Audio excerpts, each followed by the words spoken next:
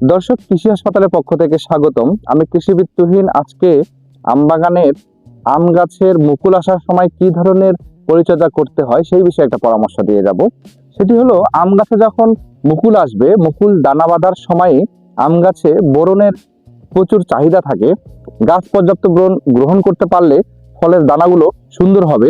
তবে এই সময়ে বোরনের সাথে অবশ্যই একটা ছত্রাকনাশক স্প্রে করবেন, কারণ ছত্রাকনাশক স্প্রে করলে আমের মুকুলের বোটায় এক ধরনের কালো ফাঙ্গাস জন্মে, তার কারণে মুকুলগুলো ঝরে যায়।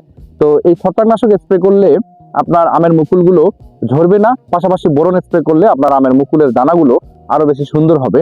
কিন্তু আরেকটি পরামর্শ সতর্কতার সাথে আপনারা পালন করবেন, সেটি হলো যে অবশ্যই ভুলক্রমে এই সময় কোনো ধরনের কীটনাশক স্প্রে করবেন না।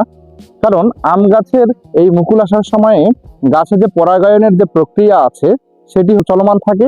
তো কীটনাশক স্প্রে করলে আমাদের পরাগায়নে সহায়ক যে উপকারী কীটপতঙ্গ আছে সেগুলো মারা যেতে পারে।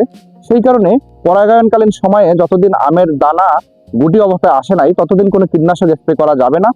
এই কারণে যাবে না যে উপকারী পোকাগুলো যেন এখান থেকে চলে না যায় অথবা মারা না যায়, তাহলে পরাগায়ন ভালো না হলে আপনার আম কিন্তু ফলন ভালো হবে না। তো আপনারা এই পরামর্শটি মেনে চলবেন। আপনারা সবাই ভালো থাকবেন, সুস্থ থাকবেন, কৃষি হাসপাতালের সাথেই থাকবেন। আল্লাহ হাফেজ।